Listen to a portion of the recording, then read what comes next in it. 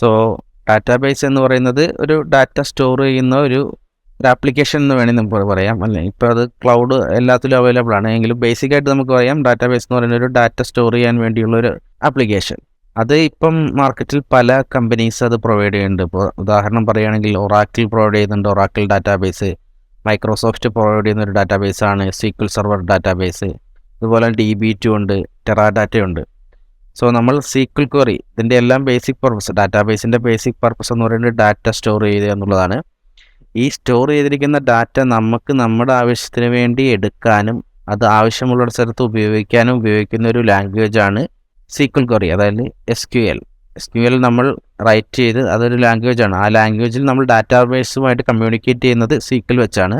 ആ SQL നമ്മൾ ആ ലാംഗ്വേജ് അങ്ങോട്ട് കൊടുക്കുമ്പോൾ നമുക്ക് കിട്ടുന്ന ഒരു റിസൾട്ട്, ഡാറ്റ നമ്മൾ കൊടുത്ത ലാംഗ്വേജിന് പ്രൊപ്പോർഷണൽ ആയിട്ടുള്ളൊരു ഡാറ്റ നമുക്ക് ഇങ്ങോട്ട് കിട്ടും. അത് നമ്മൾ പല രീതിയിൽ പല സ്ഥലത്ത് യൂസ് ചെയ്യാം. അത് എവിടെ യൂസ് ചെയ്യണമെന്ന് പ്രത്യേകിച്ചില്ല, നമ്മുടെ ആവശ്യത്തിന് എങ്ങനെയാണോ അതിന് യൂസ് ചെയ്യുക. ഉദാഹരണമായിട്ട് നമ്മൾ ഡാറ്റ അനലിസ്റ്റ് ആണെങ്കിൽ ചിലപ്പോൾ നമുക്ക് ഒരു ഡാറ്റ എടുത്തിട്ട് കുറച്ച് അനാലിസിസ് ചെയ്യണമെങ്കിൽ അങ്ങനെ യൂസ് ചെയ്യാം. നമ്മളൊരു ഡാറ്റ സയൻറ്റിസ്റ്റ് ആണെങ്കിൽ അതിൻ്റെ ആവശ്യത്തിന് യൂസ് ചെയ്യാം. നമ്മളൊരു പ്രോഗ്രാമർ ആണെങ്കിൽ പ്രോഗ്രാമിൽ ഒരു പ്രോഗ്രാം റൈറ്റ് ചെയ്യുമ്പോൾ അതിലെന്തെങ്കിലും ആവശ്യത്തിനും ഈ ഡാറ്റ യൂസ് ചെയ്യാം.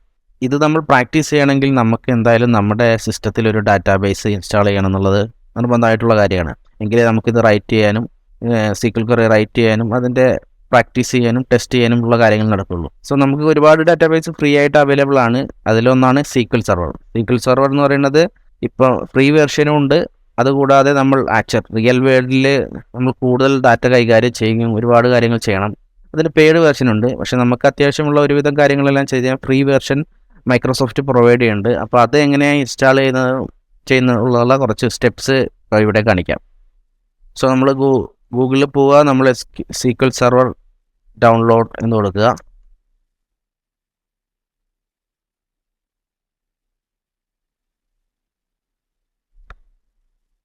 സോ ഇപ്പം മാർക്കറ്റിൽ അവൈലബിൾ ആയിട്ടുള്ള ഏറ്റവും latest version of SQL server എന്ന് പറയുന്നത് 2019 വെർഷനാണ്. സോ അത് നമ്മൾ ഡെവലപ്പർ വെർഷൻ ഉണ്ട്, അത് ഫ്രീ വെർഷനാണ്. ഇത് ഡൗൺലോഡ് കൊടുക്കുക. അതിനുശേഷം അത് ഓപ്പൺ ചെയ്യുക.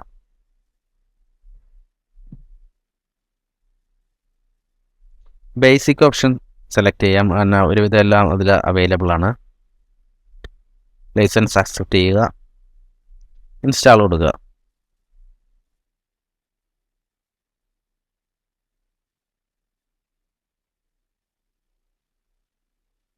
സോ നമ്മൾ ഇൻസ്റ്റാൾ ചെയ്ത അവസാനം നമുക്ക് ഇങ്ങനെ ഒരു വിൻഡോ കിട്ടും. SQL സെർവർ ഇപ്പോൾ ഓൾറെഡി ഇൻസ്റ്റാൾ ആയിട്ടുണ്ട്.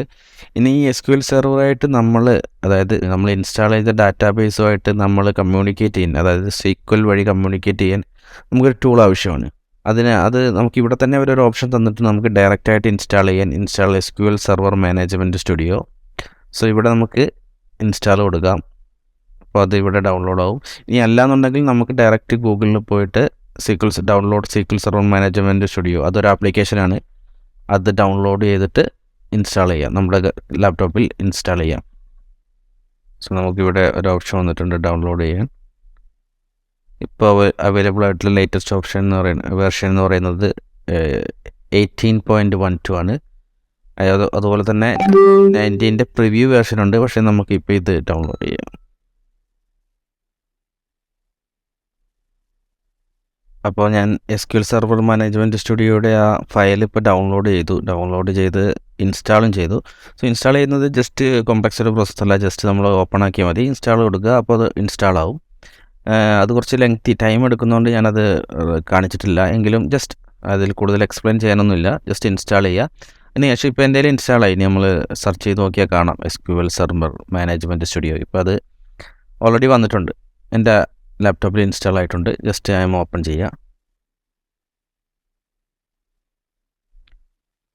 സോ അത് ഓപ്പൺ ചെയ്യുമ്പോൾ നമുക്ക് ഇങ്ങനൊരു വിൻഡോ ആണ് വരിക. ഓട്ടോമാറ്റിക്കായിട്ട് ഇങ്ങനൊരു കണക്ഷൻ ചോദിക്കും, എവിടെയാണ് കണക്ട് ചെയ്യേണ്ടതെന്നുള്ളൊരു എൻ്റെ ആ ഡീറ്റെയിൽസ് പറയാൻ. സോ നമുക്ക് ഇവിടെ ഒരു ഓപ്ഷൻ ഉണ്ട്, സെർവർ ടൈപ്പ്. സോ നമ്മൾ ഡാറ്റാബേസിലോട്ടാണ് കണക്ട് ചെയ്യുന്നത്. വേറെയും കുറച്ച് ടൈപ്പ് സർവീസസ് ഇത് സപ്പോർട്ട് ചെയ്യും. അതിനെക്കുറിച്ച് ഇപ്പോൾ നമ്മൾ ഡീറ്റെയിൽ ആയിട്ടൊന്നും പറഞ്ഞില്ല, അത് വേറൊരു കാറ്റഗറിയാണ്. ഇപ്പോൾ നമ്മൾ SQL റൈറ്റ് ചെയ്യുന്നത് ഡാറ്റാബേസിലാണ്. സോ ഡാറ്റാബേസിന് എഞ്ചിൻ എടുക്കുക. ഇവിടെ നിങ്ങൾക്കൊരു സെർവർ നെയിം കാണാം. ഇത് ആക്ച്വലി നമ്മുടെ ഡെസ്ക്ടോപ്പിൽ ഇൻസ്റ്റാൾ ചെയ്ത SQL സെർവർ SQL സെർവറിൻ്റെ ഒരു അഡ്രസ്സാണ്.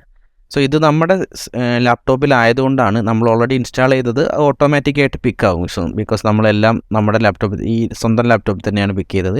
പക്ഷേ നിങ്ങളൊരു റിയൽ ടൈമിൽ വർക്ക് ചെയ്യുമ്പം ഇത് മാറും. അതായത് പ്രൊഡക്ഷൻ എൻവയോൺമെൻറ്റിലോട്ട് കണക്ട് ചെയ്യും, ടെസ്റ്റ് പല അഡ്രസ്സുകളായിരിക്കും. പക്ഷേ ഇവിടെ ഇപ്പോൾ നമ്മൾ നമ്മുടെ ഡെസ്ക്ടോപ്പിൽ ഇൻസ്റ്റാൾ ചെയ്ത ഒരു സെർവറിലോട്ട് തന്നെയാണ് കണക്ട് ചെയ്യുന്നതുകൊണ്ട് അത് ഓട്ടോമാറ്റിക്കായിട്ട് വരും. ഇനി ഇത് ആക്ച്വലി നമ്മുടെ കമ്പ്യൂട്ടറിൻ്റെ നെയിമാണ്. നമുക്ക് എടുത്തു നോക്കിയാൽ കാണാം. പ്രോപ്പർട്ടീസ് എടുത്താൽ നമുക്കത് കാണാൻ പറ്റും. ഇത് നമ്മുടെ കമ്പ്യൂട്ടറിൻ്റെ നെയിം ഇവിടെ നമുക്ക് വിസിബിളാണ്. സോ ആ നെയിമാണ് ഇവിടെ യൂസ് ചെയ്തിരിക്കുന്നത്.